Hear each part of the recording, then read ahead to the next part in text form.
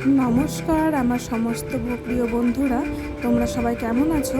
আমি ললিতা চলে আসলাম তোমাদের সঙ্গে একটা নতুন ব্লগ নিয়ে।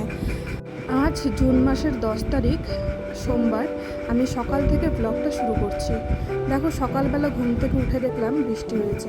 তারপরে সমস্ত কাজকর্ম সেরে করে নিলাম চা, কারণ সকালটা চা দিয়ে শুরু করি। আর কিছুদিন ধরে ভাবছি যে ডায়েটটা আবার শুরু করব, চাটা খাওয়া আবার বাদ দিতে হবে। তারপরে কালকে রাত্রে মসুর ডাল আর চাল আর মুগ ডাল ভিজিয়ে রেখেছিলাম।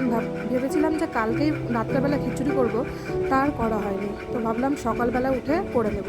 আর আজকে বাড়তি অনেক কাজ আছে বাড়িতে, তাই সকালবেলার টিফিনটা একটু ভালোই রেখেছি, যাতে দুপুরে রান্নাটা একটু লেট করে করলেও কোনো অসুবিধা না হয়। তাই আমি চাল ডাল ভেজানোগুলো ভালোভাবে ধুয়ে এদিকে পেঁয়াজ ফোড়ন দিয়ে একটু খিচুড়ি করবো। আজকে খিচুড়ির ভিতরে অল্প পেঁয়াজ দেবো, প্রতিদিন এরকম করি না, তো আজকে একটু মন হলো পেঁয়াজ দিয়ে খিচুড়িটা করছি। তারপরে ভালোভাবে ভেজে দিয়ে দিলাম গরম জল। এই খিচুড়িটা খেতে ভালোই লাগে সকাল সকাল, কিন্তু খুব কম তৈরি করি। আর এখানে গরম জল দেওয়ার পরে কিছুক্ষণ ঢাকা দিয়ে দেবো। আর এদিকে আমার ছেলেকে উঠাতে এসে দেখি ও ঘুম থেকে উঠে গেছে। ওর বাবা ওর সঙ্গে ওকে রাগাচ্ছে। অবশ্য ওরা রাগারাগি করে না, এটাই মনে হয় বাবা আর ছেলের ভালোবাসা। ওরা এইভাবেই সবসময় সময় কাটায়। আর ওকে দেখো, সকালবেলা উঠে একটু দুষ্টুমি শুরু করে দিয়েছে। যাই হোক, ওদেরকে বললাম তাড়াতাড়ি মুখ টুক ধুয়ে খেয়ে নাও। আমি আর আমার হাজব্যান্ড সকালবেলাতে চা খেয়ে নিয়েছি। আর এখন 10টা মতন বাজে। এখন খিচুড়ি আর এদিকে মিষ্টি কুমড়ো আর পুঁই শাকের তরকারি করেছিলাম, সেটাও একটু এখন গরম করে নিচ্ছি। ওটা কালকে রাত্রেরই ছিল। এখন খিচুড়িটা বেড়ে নেব। কিন্তু খিচুড়ির সঙ্গে অর্ডার আসলো ডিম ভাজা খাবে। আর ডিম ভাজা করার জন্য আমি 3টে ডিম এদিকে পেঁয়াজ দিয়ে ভেজে নেব। তো ডিম ভাজা হয়ে গেলে আমি দুটো থালাতে খিচুড়িটা বাড়বো, কারণ আমার ছেলে নিজে হাতে খুব কম খায়, আমি ওকে খাইয়ে দিই বেশি। তো ওকে বললাম তাড়াতাড়ি এসো, বসে পড়ো। ওর আবার বাবাকে ডাকতে শুরু করে দিল। বাবা, বাবা আসো, আসো। তো খাওয়া দাওয়া শেষে আমি এখন কাজ শুরু করে দেব। কারণ আজকে অনেকটা সময় পেয়েছি। সময় পাওয়ার কারণে ভেবেছি যে বাড়িতে এক্সট্রা কাজগুলো বাদ দিয়ে আগে এই গাছগাছালির একটু পরিচর্যাটা করা খুব দরকার। যেগুলো শুকনো ডাল সেগুলো কেটে ফেলে দেবো। আর অনেক ঘাস জন্মে গেছে, ব্লিচিং ছড়াতে হবে, কারণ মশার উপদ্রবে বেড়েছে। আর শিলিগুড়িতে যে পরিমাণ বৃষ্টি হচ্ছে এখন, তা বলার কথা নয়। প্রতিদিনই ধরতে গেলে বৃষ্টি হচ্ছে, বৃষ্টির ছাড়ার কোনো নাম নেই। রাত্রেবেলা তো প্রতিদিনই হয়। আর এদিকে পেয়ারা গাছের ছোট ছোট ডাল হয়েছিল, সেগুলো আমি উঠিয়ে দিলাম, ভেঙে দিলাম। আর এখানে কয়েকটা পেঁপের চারা বসাচ্ছি, যে বালি পাথরের মধ্যে যদি হয় হবে, আর না হয় তো কোনো কিছু করার নেই। আর এই পাশেও অনেকটা জঙ্গলের মতন হয়ে গেছিলো, ছোট ছোট ঘাস হয়েছিল, সেগুলো আমি উঠিয়ে দিলাম। আর এখানে আমার বেলি ফুলের গাছটা অনেকটা ছড়িয়ে গেছিলো, সেটা আবার দড়ি দিয়ে বেঁধে নিলাম। আর এখানেও আমাকে চাকু দিয়ে ভয় দেখাচ্ছে। কাজ করতে করতে আবার এদিকেও একটু আসলাম। আর একটা জবা ফুল কিনে রেখেছিলাম, অনেক দিনই হচ্ছিল, গাছটা বসানো হচ্ছিল না, তাই আবার ওটা মাটিতে বসিয়ে ভালোভাবে পরিষ্কার করে নিলাম। আর এই যে অলকনন্দা গাছটা, এটা মাটিতে ঝুঁকে গেছিলো। আর ওই পাশ থেকে, টিনের ওই পাশ থেকে, সকালবেলা যারা ফুল তুলতে আসে, যদিও বলবো না ওটা চুরি করা বলে, কারণ ওরাও ফুল তুলে পুজোই দেয়, তো সেটা বলাটা ঠিক না।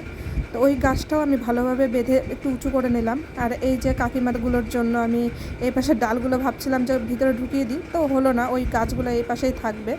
যাই হোক, কিছু করার নেই, ফুলই তো তুলবে, আর তো কিছু না। তারপরে এদিকে চলে আসলো 20 টাকার দোকান। না, আদৌ 20 টাকা না, এখানে অনেক ভ্যারাইটিস রকমেরই জিনিস ছিল। আর আমার এই ছোট্ট আম গাছে ধরেছে দুটো মাত্র আম, কিন্তু আমগুলো অনেক বড় বড় হয়েছে। এই আম গাছটাও পুরো ঝুঁকে গেছে হাওয়াতে, তো ভাবলাম এই আম গাছটাও একটু সোজা করে বেঁধে দিই। আর এই যে দেখো, একটা অ্যাডেনিয়ামের গাছ অনেক দিন হলো কিনেছি, আস্তে আস্তে বড় হচ্ছে গাছটা। আর আমি এই গাছটা বুঝতে পারি না, ফুল হয় আবার কুড়িগুলো আবার মরেও যায়। তো এই যে আমার ছেলে আবার সাইকেলটা নিয়ে একটু খেলা করছিল, বেশি পাকা হয়ে গেছে, ওকে একটা ভেবেছি নতুন সাইকেল কিনে দেবো সামনে জন্মদিনে।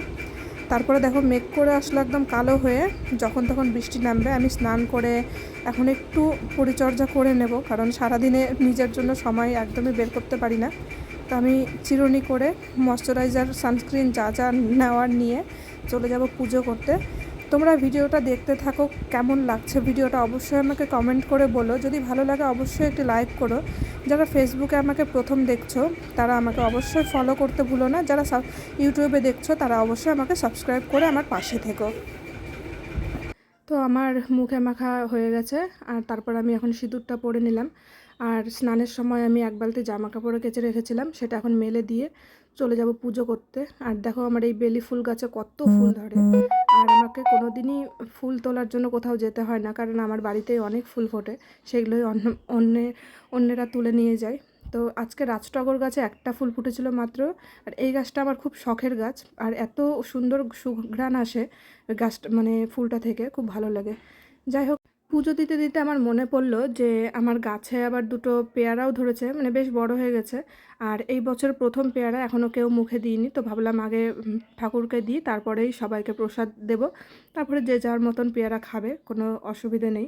আর প্রথম মানে বছরের ফল ঠাকুরকে না দিয়ে খেলে না ভালো লাগে না, তো আমি ঠাকুরকে আবার দিয়ে দিলাম।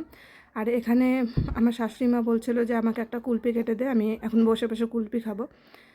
কুলফি খাওয়ার পরে উনি খুশিতে নাচ শুরু করে দিয়েছে। আসলে নাচ না, উনি সব সময় ওনার মন মেজাজ খুব ভালো থাকে, উনি খুব খুশ মেজাজ একটা মানুষ। আর তারপরে চলে আসলাম দুপুরের রান্না বান্নার দিকে। আর এদিকে চিংড়ি মাছ, আর এদিকে কচুরলতি বের করে নিয়েছি। আর তার মধ্যে আমার কাকি শাশুড়ি চলে আসলো আম মাখা নিয়ে।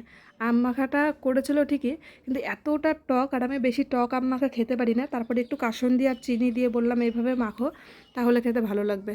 তারপরে সবাই মিলে আম মাখাটা খেয়ে নিলাম। আর এই কচুরলতি বাছতে বসে আমার মাথা খারাপ হয়ে গেছে, তো কাকিমা বলল যে এইভাবে কচুরলতি বাছো, দেখবা তাড়াতাড়ি হয়ে যাবে। মানে কোনো রকমে কেটে ধুয়ে সিদ্ধ করে নিলাম, মানে একবার সিদ্ধ করে ওটাকে ভালোভাবে বেছে নিলাম। আর এদিকে চিংড়ি মাছটা আজকে একটু কষা করে করব। তার জন্য যা যা আমার মশলা লাগে, এই পেঁয়াজ রসুন আদা এইভাবে করব। আজকে মালাইকারি করব না, একটু অন্যরকম স্টাইলে করব। নারকেলের দুধের বদলে আমি অন্য একটা জিনিস দিয়েছি, যে কারণে আমার তরকারিটা অনেকটাই স্বাদ বেড়ে গেছে। তো ভালোভাবে পেঁয়াজটা ভেজে ফোড়নে দিয়েছিলাম জিরে, তারপরে দিয়ে দিচ্ছি এখন আদা রসুনের পেস্ট। আর এদিক থেকে ঘর থেকে আমাকে অর্ডার করলো যে আমাকে একটু কফি বানিয়ে দাও, মাথাটা ভালো লাগছে না। তার জন্য আমি আবার কফিটা বানাতে চলে আসলাম। আর বিকেলবেলায় বেশিরভাগ কফিটা খাওয়া হয়। আসলে আজকে আমার কাজ করতে করতে অনেকটাই দেরি হয়ে গেছে, কারণ ওই গাছগাছালি কেটে ভালোভাবে জঙ্গলগুলো পরিষ্কার করতে করতে আমার প্রায় 3টে 3:30 বেজে গেছিলো। তো ভাবলাম রান্নাবান্না একটু লেট করে করি, অনেকটাই লেট হয়ে গেছিলো। দুপুরে একটু খিচুড়ি ছিল, ওগুলোই বাচ্চাটাকে খাইয়ে দিয়েছিলাম। তারপরে ওকে কফিটা করে দিয়ে দিলাম। আর এদিকে আমার তরকারিটাও প্রায় হয়ে গেছে। তো আমি খুব একটা চিংড়ি খাই না, আমার খুবই পছন্দের একটা খাবার চিংড়ি মাছ, কিন্তু আমার অ্যালার্জির কারণে আমি খুব কম খাই। তো আজকে ভেবেছিলাম একটু টেস্ট করব যে কিছু হয় নাকি। তার আগে আমি একটা অ্যালার্জির ট্যাবলেট খেয়ে নিয়েছিলাম। হঠাৎ এইভাবে খাওয়া যায়, কিন্তু খুব অসুবিধার কারণে আমি আর খাই না। তো এই কারণে চিংড়ি মাছটা আনাও হয় না। আর আমার বরেরও খুব পছন্দের মাছ চিংড়ি মাছ, আমার কারণে ও একদমই চিংড়ি মাছ বাড়িতে আনতে দেয় না। ও জানে যে চিংড়ি মাছ আসলে পরে আমি এক পিস হলেও খাবো। তো একবার তো হসপিটালে ভর্তি হওয়ার মতন অবস্থা হয়েছিল চিংড়ি মাছ খেয়ে, তারপরের থেকে একদমই বাড়িতে আনি না। ওই হঠাৎ যদিও আনি বছরে 1-2বার, শুধু ওর কারণেই। আর আজকে একটু ফাঁকিবাজি রান্না, চিংড়ি মাছের তরকারিটা বেশিরভাগটা উঠিয়ে রেখে অল্প রেখে দিয়েছিলাম, তার ভিতরে কচুরলতিটা ঢেলে দিয়ে পরে ফোড়নে কালো জিরে, কাঁচা লঙ্কা আর রসুন থেতো করে দিয়ে ফোড়ন দিয়ে দেবো। কচুরলতিটা এমনিতেও খুবই ভালো হয়েছিল। যাই হোক, ভিডিওটা আমি এখানেই শেষ করছি। তোমাদের ভালো লাগলে লাইক করতে ভুলো না, একটি কমেন্ট করে বলো। তোমরা সুস্থ থেকো, ভালো থেকো, দেখা হচ্ছে পরের একটা ভ্লগে।